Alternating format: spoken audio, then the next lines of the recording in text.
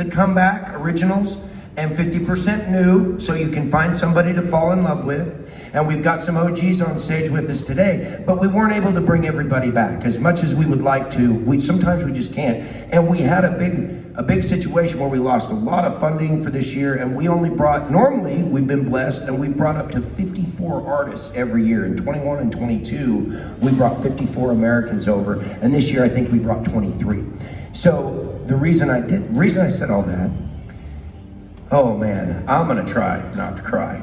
My journey has been very interesting. 2.5 years sober. I thought that sobriety would equate to happiness because I was facing decisions every day sober. I didn't hurt in the morning and all the things that you lose when you quit drinking. And I'm not speaking judgment against anybody that drinks at all. I'm telling you my perspective. I thought that sobriety would make me happy, and it fucking doesn't. It actually makes life a lot harder sometimes because you don't have the pressure valve relief of having a beer. And I mean, even when I wasn't abusing alcohol, having that pressure relief would help me get through the next Tuesday. And Scott and I started a song when I was 5 months sober, and he caught something that I said in Denmark. So the reason I want to share is now it's done. I've got a video of Scott playing the song that Scott and I wrote together, and that's why we've got it hooked up to the sound. And I'm gonna hold my little iPad up, and I want you to know I'm gonna share some inner sanctum secrets with you. This is the day that we wrote it. This is the work tape from the day that it got finished in my writing room in Nashville. And I broke down so hard that day because I realized that sobriety wasn't making me happy.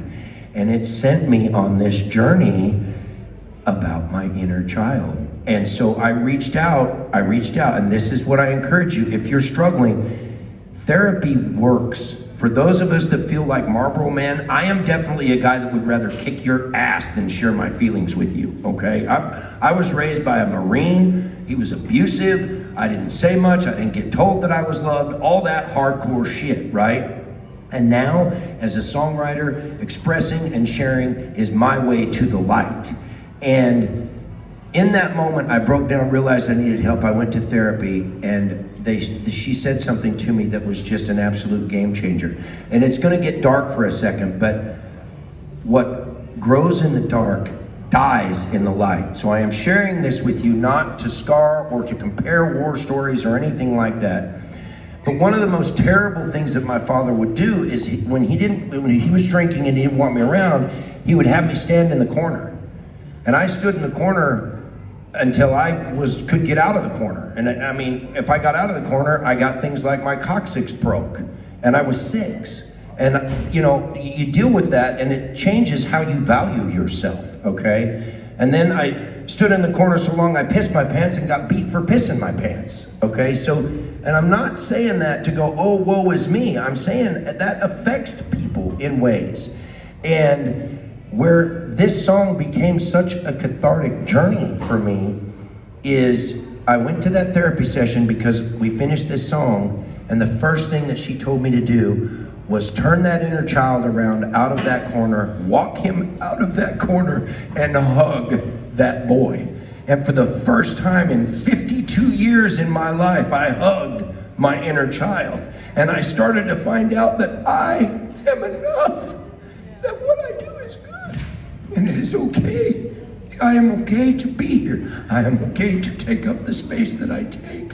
I am worthy. I am strong. I am healthy.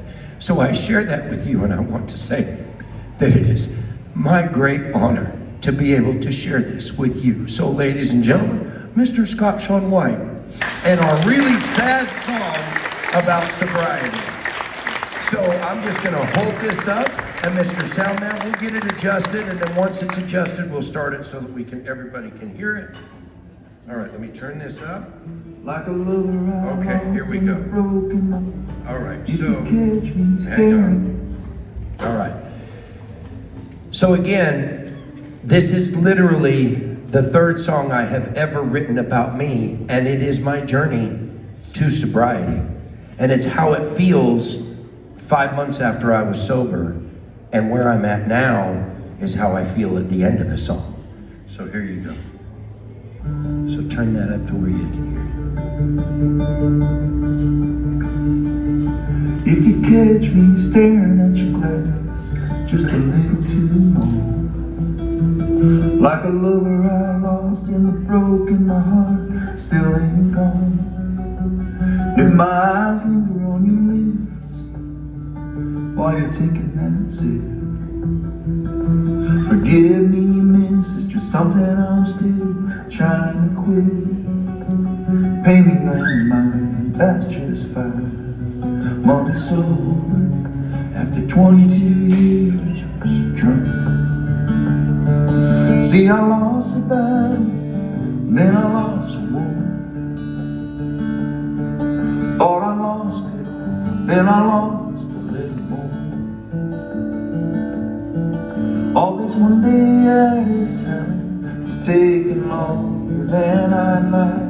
So if I seem a little off, a little awkwardly honest, pay me no mind, that's just 5 months sober after 22 years drunk.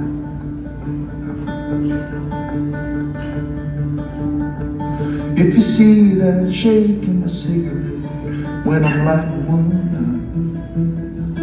and that white knuckle grip and the sugar on the rim of my coffee cup,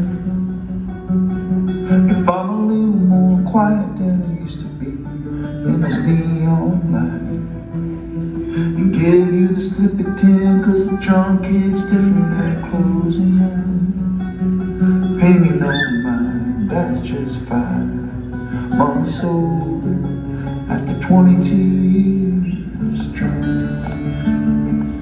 See, I lost a battle, then I lost a war.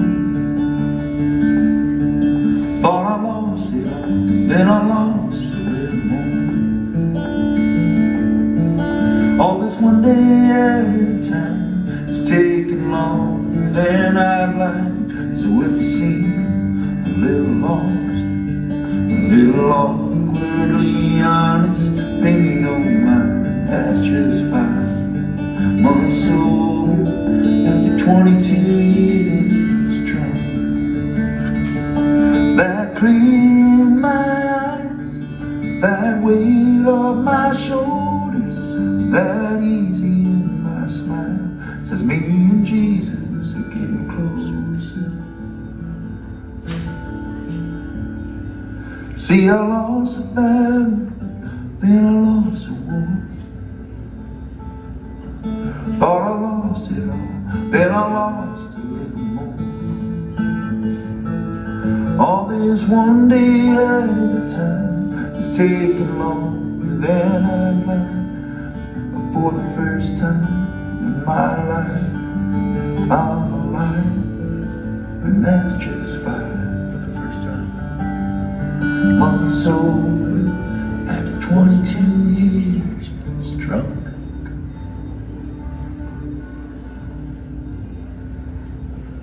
That was the day we wrote it.